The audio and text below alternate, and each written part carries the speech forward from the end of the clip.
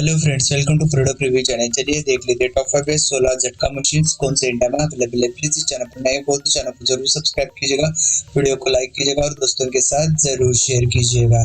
Number 5 पर एग्रीनेश 15 kV झटका machine. इसमें आपको लीड एसिड की 12 वोल्ट 12 एच की बैटरी भी BIS certified solar panel 25 pieces of corner 25 एकड़ तक एक कवर कर सकता है।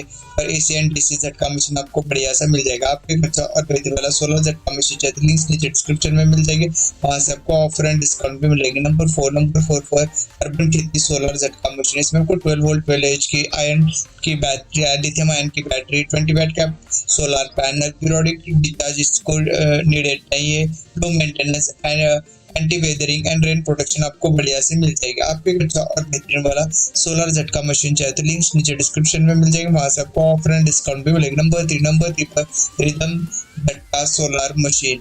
इसमें आपको 12 वोल्ट 12 एच की battery, BIS certified solar panel, 25 pieces of corner, 25 एकड़ तक बीघा तक यूज कर सकते हो। AC एंड DC झटका मशीन आपको ये बढ़िया सा मिल जाता है।